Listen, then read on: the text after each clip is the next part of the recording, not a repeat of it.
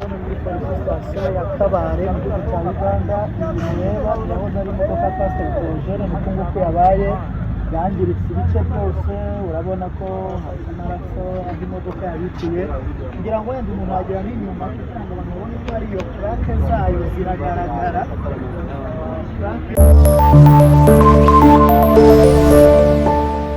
Yes, ibihe byiza kuri uwo muntu ukurikirana Sadunda TV ndetse n'Umutoni Sandrine. Nizere ko mumeze neza cyane aho muherereye hose, burasirazuba, iburengerazuba, amajyepfo ndetse n'amajyaruguru. Aka kanya muri kumbona kuri kamera za Umutoni Sandrine kubera impamvu zagiye zitandukanye kubera ikibazo natwe twatunguwe nacyo mu gutikiza Innocent ndetse n'abakristo b'abanyarwanda muri rusange. Muri make Umutoni Sandrine muramumenyereye ko avuga ikinyarwanda ariko arakiza, ariko nawe si cyane, ariko aherereye nanjye aho mperereye. Mu by'ukuri ni ibintu byadushigikije cyane kubyumva. Nawe ni umukristo aje uyu mwanya nk'umuntu uje kutubwira amakuru makeya yarazi kuri uriya nyakwigendera Pastor Theogene, cyane ko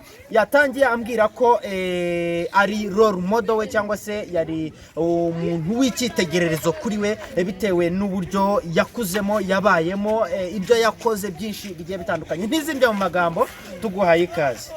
Ukuri nababaye cyane kandi singe wababaye ngenye. Ngira ngo uratangira wibwira abantu badukurikira badukunda umunsi ku munsi, unababwira n'impamvu uhagaze kuko bakumenyereye ukora ibiganiro byinshi wicaye.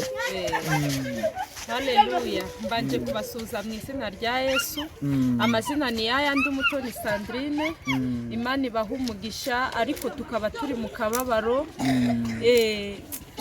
Ku buryo nge no kubyakira byarangoye, no kubyumva nabonye banabipostinze, ndavuga oya ndavuga no kubesha, ntera comment ndavuga kureho ureke kubesha, ariko nukuri byarandenze kumva ngo umukozi w'Imana Theo yapfuye. Igitangaza. Ikindi kintu cyakomeje gutungura abantu benshi, nkunda no nashaka no kubikubazaho cyane kugira ngo ubidusobanurire mu minota mike dufite, ni uburyo Pastor Theogene yapfuyemo, cyangwa se Imana yamuhamagaye uburyo bwe, cyane ko abantu benshi tuzi ko dutangirira mu mirimo mibi ugasanga dusojwe mu mirimo myiza, abandi bagatangirira mu myiza ugasanga bashojwe mu mirimo mibi. Yapfuye urupfu rubi cyane. Urupfu rwe rurakwibutse iki cyangwa se rukubwiye iki? Ubuhamya bwe hari aho bwankuraga, hari naho bwangezaga. Narebye ko ntakure ahantu Imana itakura umuntu kandi ntahitamugeza. Yari yaravuze ngo ni inzahuke. Nukuri uno mugabo nge kubyakira n'izi saha, kubyiyumvisha sindi kubyumva. Niyo mpamvu tubishatse umuntu yajya ahora yejejwe, kuko Imana nta santima. Nukuri nta santima. Kubona Theo yapfuye inzahuke, nukuri narebye ko Imana umva ireba ku nyungu zayo. Hari abantu benshi bakomeje kuvuga baba pastors bo muri kiriya gihugu Theo yakomotsemo cy'u Rwanda, cyangwa se yaraturutsemo, bakomeje bavuga bati ni shitani, bati ni igitambo, abandi bati twari twarabyeretswe, twari twarabibonye. Ese wowe uri kubyumva ute nk'umukristo? Ni Imana yashatse kubikora cyangwa koko ni igitambo? Byagenze gute?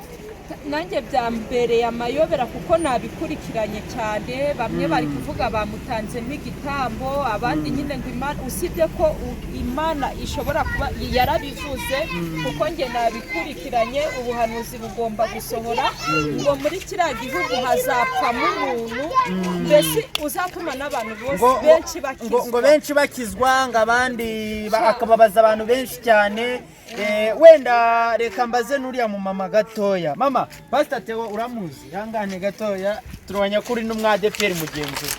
Ndamuzi mbere ko giye nkomoka no mu gihugu cy'u Rwanda, itorero rya Pentecote paruwasi ya Nyanza. Ubwo ni mu karere ka Nyanza.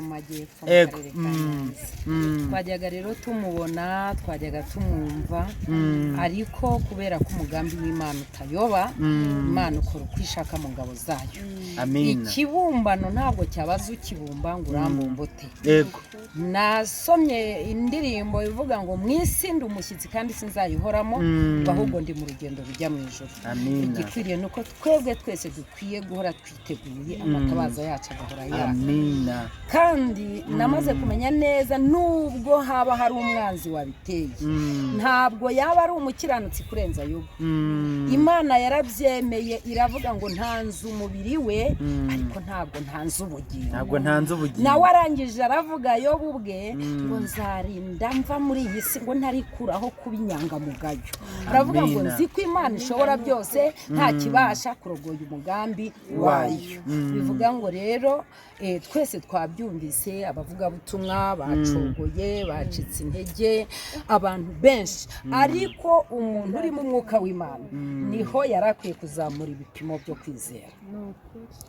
Akazamura ibipimo byo kwizera, akamenya umunsi yagezeho, akamenya n'umunsi watambutse, noneho umunsi usigaje akawushyira muri bije y'Imana, akavuga ngo bije yanjye iri mu maboko y'Imana. Yazawugezaho akamera nka Dawidi, akavuga ngo nibutse ibyo kwa mbere no kwa kabiri, none nkaba ngeze kwa gatanu ndambura Imana amaboko. Amina, amina, amina. Muri make hari benshi bakomeje kuvuga ngo ni igitambo, ngo nicyo cyari gikenewe, ngo ibiki ngo bareretswe iki. Ibyo bintu byo urabigarukaho gute? Kikaba ari igihugu cy'u Rwanda se kivuga ko ari igitambo, cyangwa ari aho yaguye bavuga ko ari igitambo? Ngo ni igitambo cya shitani, niko abantu bari kuvuga. Iyo umuntu bitewe wenda n'uburyo yazahukiyemo, cyane ko yari amenyerewe ku izina ry'inzahuke. Iyo umuntu atashye avuye muri uyu mubiri, ntabwo abura abavuga. Kandi n'iyo umuntu yari afite bizinesi itagenda bakabona igenze neza, ntabwo abura abamurwanya.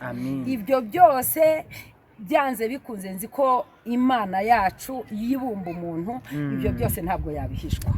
Kuko namenye neza ko Imana imenya umunsi wo kuvuka k'umuntu, ikamenya no gusarurwa kwe. Haba kuki niwe wabihanuye, aravuga ngo umutini nudatoha, inzabibu ntizere imbuto, ngo ntihazagira ikimbuza kurindira Uwiteka Imana. Haleluya. Bivuga ngo birashoboka ko Theo Imana yamucyuye, ishobora kwitegereza ikavuga ngo umwana wanjye ejo atazagira ibimwanduza, ikamucyura atunganye, ikamucyura mbere. Ndibuka ko hari umuntu umwe Imana yigeze ibwira ngo hitamo ibigiye kubuza birebesha amaso cyangwa ngo ucyure mbere. Aravuga ati jewe ibyo byose bizabe waranyoye. Uyu munsi wa none abantu benshi bajya bumva ubuhanuzi, aho kugira ngo bumve ubwabo bakumva ubw'abandi. Ese kubera iki ubundi bumva ubwa Theo? Kubera iki nabo ni bumva ubwabo, bamenye ngo mbese n'abashyitsi n'abimukira, naho we Imana yamuruhuye. Kandi narongeye soma agatabo k'umutima w'umuntu, mbona umukiranutsi arasinzira. Umukiranutsi arasinzira. Theo arasinziriye, kandi mu gihe cy'umuzuko azazuka. Haranire abamukundaga, abafana be, abumvise ikibwiriza cye, bose bifuze kuvuga ngo natwe tuzatahe dufite inkuru nziza imusozi, dusige imusozi n'inkuru Theo asize. Amina. Iyaba abantu bose batahaga bafite inkuru nziza. Bantu mudukurikiye muhereza Imana icyubahiro, cyane ko hari abantu cyane cyane abapasita benshi bakunze kuvuga bigarukaho cyane, bavuga bati nta mukiranutsi upfa ahubwo arasinzira. Yarasinziriye, kuko gusinzira k'umuntu mu ruhande rw'Imana, ashobora gusinzira yicaye, ashobora gusinzira aryamye, ashobora gusinzira ari mu modoka. Icyo nzi cyo nuko nta mugambi w'Imana uyoba. Icyabaye cyose byabanje gutegura Theo. Imyaka maze mu ivugabutumwa, hari za mayibobo zihanye, hari indaya zari zaranze kwihana zihanye. Yego. Ayo ni amapeti. Ayo ni amapeti Imana yamwambitse, uwo ni umunyago we.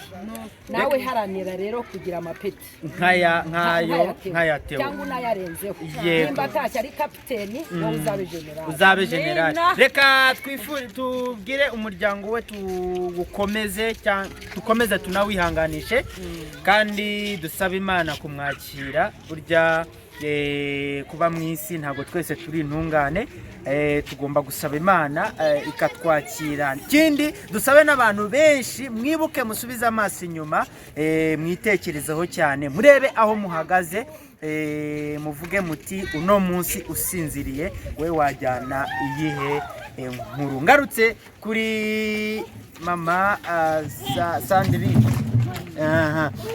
Sandrine, bitewe n'urupfu rubi Theo apfuye, twabyita ko ari urupfu rubi, twabwita ko ari iki? Kubera ko ni impanuka yabaye kandi ikaba ari impanuka mbi yashwanyaguje abantu benshi, na benshi bagendeye kuri Theo, abenshi nabo barapfa. Gusa nuko hamenyekanye Theo waruzwi cyane mu bitangaza, akaba ari we abenshi bari kugarukaho cyane. Uru rupfu ruri kukwibutsa iki? Urupfu rutunguranye gutya ruri gutuma wowe utekereza iki, cyangwa se abadukurikiye bo nirihe nama twabagira kugira ngo nibibuka ko ejo cyangwa se iyi saha bari bupfe n'iki bari bukore? Icyo nababwira ni uko twahora twiteguye, buri wese akaba amaso mu rwe ruhande rwe, kuko ntawe uzi umunsi n'isaha.